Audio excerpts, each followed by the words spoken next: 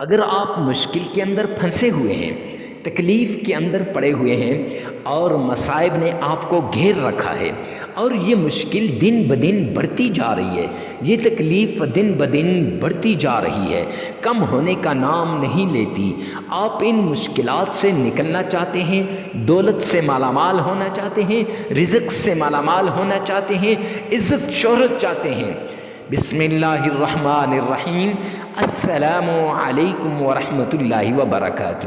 معزز سامعین کرام، آج جو ہم آپ کے سامنے حاضر ہوئے ہیں، یہ ایک چھوٹی سی تسبیح لے کر حاضر ہوئے ہیں۔ جس گھر کے اندر یہ تسبیح پڑھی جاتی ہے، اس تسبیح کا وظیفہ کیا جاتا ہے، یہ اللہ سبحانہ و تعالیٰ کی لاڈلی تسبیح قرآن کی آیت ہے، اس تسبیح کا وظیفہ کیا جاتا ہے، وہاں دولت کی بارش ہوتی ہے، دولت سے مالا مال ہو جاتا ہے، رزق سے مالا مال ہو جاتا ہے، عزت سے شہرت سے وہ گھر مالا مال ہو جاتا ہے۔ جو انسان اس وظیفے کو کرتا ہے، اس آیت کا وظیفہ کرتا ہے، تو معزز سامعین کرام اس کی مشکلات کم ہو جاتی ہیں۔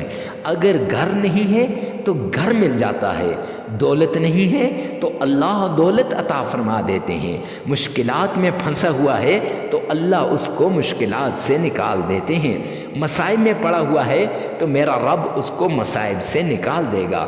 معزز سامعین کرام، یہ وظیفہ بڑا کارآمد وظیفہ ہے، بڑا مجرب وظیفہ ہے، سال کے 12 مہینے آپ اس عمل کو کر سکتے ہیں۔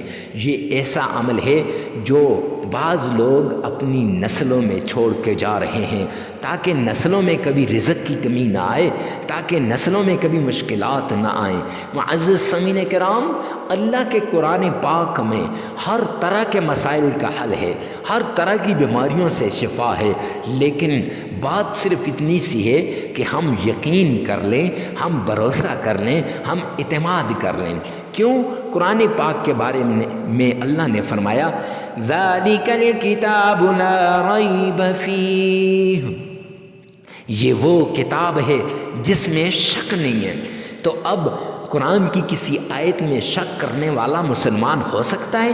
کبھی نہیں۔ تو معزز سامعین کرام، قرآن کا ورد کرنے والا کبھی مایوس ہو سکتا ہے؟ کبھی نہیں۔ اور قرآن کسی کو ایسے چھوڑ دیتا ہے؟ یہ نہیں ہو سکتا۔ دنیا کا کوئی بڑا خان، کوئی بڑا وڈیرا، کوئی بڑا آدمی اگر آپ کو کہہ دے میرا یہ کام کرو، میں آپ کو اتنے پیسے دوں گا، تو آپ بڑی بھاگ کر کریں گے، حالانکہ وہ پھر بھی سکتا ہے اپنی بات سے۔ لیکن میں آپ کو ایک بات بتاؤں کہ قرآن کا فیصلہ، قرآن کا دوست، قرآن کی دوستی کبھی بھی آپ کو تنہا نہیں چھوڑے گی۔ یہ حدیث پاک کے اندر آتا ہے، قبر میں بھی تنہا نہیں چھوڑے گا، میدان محشر میں بھی، حتیٰ کہ جنت میں داخل کروانے تک قرآن نہیں چھوڑے گا۔ تو معزز سامعین کرام، آپ نے یہ عمل کرنا ہے، یہ عمل بڑا جادوئی عمل ہے، یہ عمل بڑا مجرب عمل ہے۔ جس نے بھی اپنے آپ کو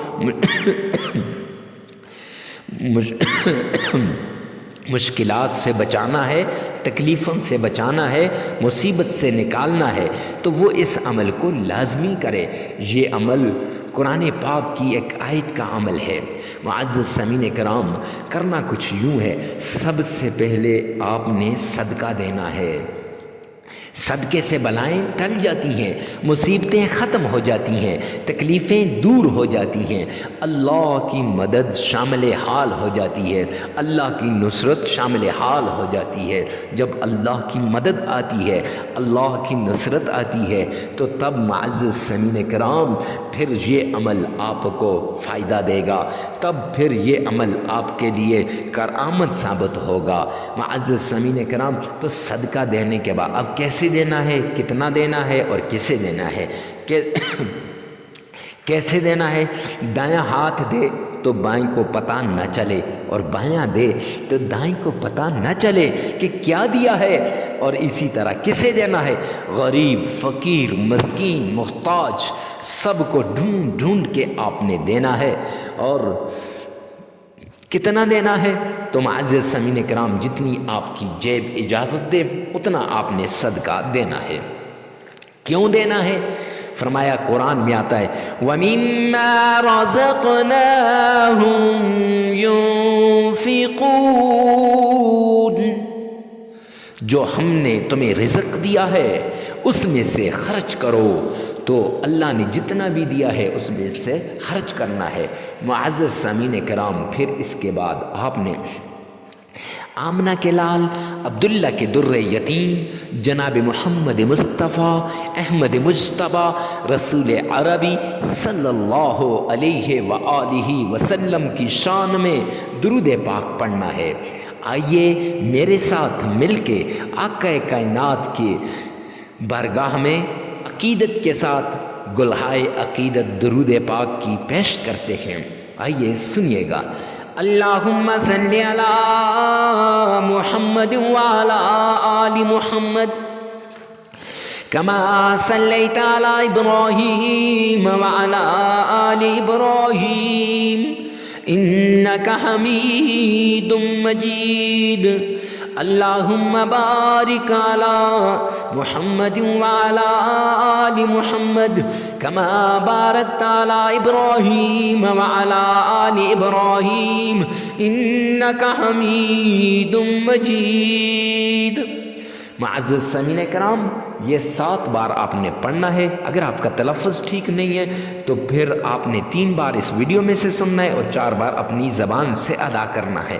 اگر آپ کا تلفظ ٹھیک ہے تو پھر 7 بار پڑھنا ہے. اس کے بعد آپ نے 7 بار پڑھنا ہے اعوذ باللہ من الشیطان الرجیم.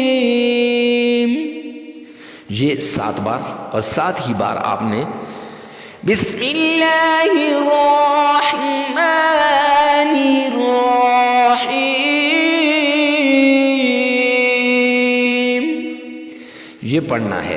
معزز سامعین کرام، اگر آپ کا تلفظ ٹھیک ہے تو ٹھیک 7 بار پڑھ لیجئے گا. اگر تلفظ ٹھیک نہیں ہے تو پھر 3 بار اس ویڈیو میں سے سن لیں، تعوذ کو بھی اور تسمیہ کو بھی، اور 4 بار اپنی زبان سے ادا کر لیں.